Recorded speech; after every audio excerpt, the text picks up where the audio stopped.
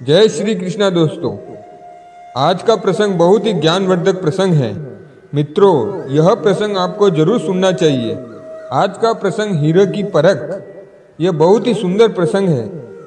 कुछ लोग कांच के टुकड़े जैसे होते हैं, जैसे कि दुख और तकलीफें के आ जाने पर वो घबरा जाते हैं और गर्म हो जाते हैं। और कुछ लोग हीरे के समान होते हैं, चाहे कितनी भी परेशानी क्यों ना आ जाए, पर अपने मन को हमेशा शांत रखते हैं।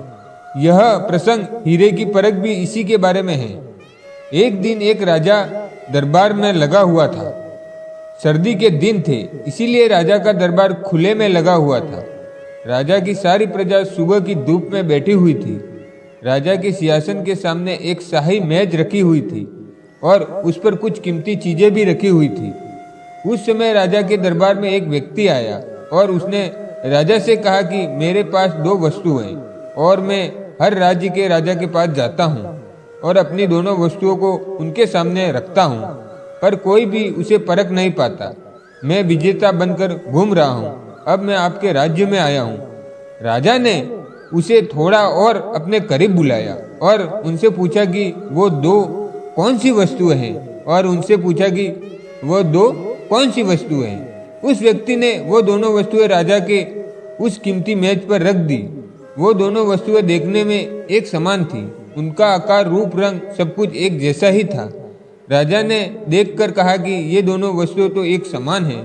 तभी उस व्यक्ति ने कहा कि हाँ, देखने में ये दोनों एक समान हैं, पर वास्तव में ये दोनों बिल्कुल अलग हैं। इनमें से एक बहुमूल्य हीरा है और दूसरा कांच का टुकड़ा है, लेकिन दोनों देखने में एक जैसी ही लगती है, इसीलिए आज तक इन्हें कोई परख नहीं पाया। उस व्यक्ति ने राजा से कहा कि आप में से कोई भी मुझे ये बता दो कि इनमें से बहुमूल्य हीरा कौन सा है और कांच कौन सा है, तो मैं हार मान लूंगा और मैं बहुमूल्य हीरा आपके राज्य की तिजोरी में जमा करवा दूंगा। किंतु शर्त यह है कि कोई भी इसे पहचान नहीं पाया तो आपको इस हीरे की जो कीमत है वो मुझे देनी होगी। तब राजा ने कहा, मैं तो उसे नहीं परख पाऊंगा। राजा के जो मंत्री थे, वजीर थे, जो सभा में उपस्थित थे, वो सब ने उस परखने से इनकार कर दिया, क्योंकि अगर किसी ने गलत उत्तर दिया तो उससे राजा का मान भंग हो जाएगा। कोई भी व्यक्ति उन दोनों वस्तुओं के बीच में क्या अंतर था वो परख ही नहीं पाया। थोड़ी देर बाद राजा की सभा में थोड़ी हलचल हुई और एक अंधा आदमी हाथ में लाठी लेकर आ रहा था। उसने कहा, मुझे राजा के पास ले चलो। मैंने सारी बात सुनी है और ये भी सुना है कि कोई भी उस दो वस्तुओं में से हीरे कौन सा है यह परख नहीं पाया है। आप मुझे भी एक अवसर दीजिए। एक आदमी के सहारे वो अंधा आदमी राजा के पास पहुंचा। उस अंधे आदमी ने राजा के कहा कि मैं तो जन्म से अंधा हूं, पर फिर भी मैं एक मौका लेना चाहता हूं, जिससे मैं भी एक बार अपनी बुद्धि को परख सकूं। हो सकता है मैं सफल भी हो जाऊं, और यदि सफल ना हुआ तो आप तो पहले से ही हारे हुए हैं।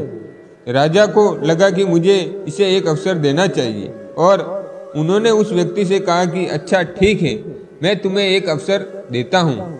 उस अंधे आदमी को दोनों चीजें छुआ दी गई और उसने पूछा गया कि इनमें से हीरा कौन सा है और कांच कौन सा है। उस अंधे आदमी ने एक क्षण में बता दिया कि ये हीरा है और ये कांच है। जो आदमी इतने सारे राज्यों को जीत कर आया था वो नतमस्तक हो गया और बोला कि आपने बिल्कुल सही पहचान की है, धन्य हो आप। मैं ये हीरा आपके राज्य की तिजोरी में दे रहा हूँ। सब लोग बहुत खुश हो गए और जो आदमी आया था वो भी खुश हो गया। आखिर कोई तो परखने वाला मिला।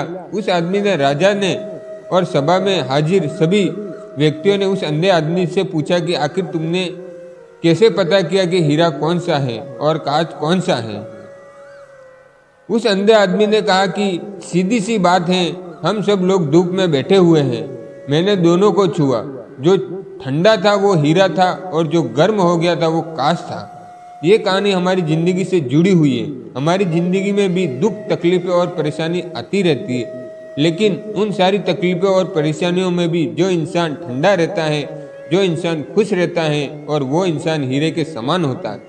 लेकिन जो इंसान दुखों के आ जाने पर घबरा जाता है और बहुत ज़्यादा दुखी हो जाता है और टूट जाता है और गर्म हो जाता है, वो इंसान कांच के समान होता है।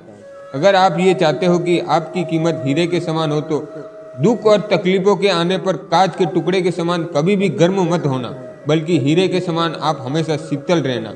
अगर आपको हमारा यह प्रसंग हीरे की परख अच्छी लगी हो तो अपने दोस्तों के साथ भी शेयर कीजिए और कमेंट में जरूर लिखिए राधे।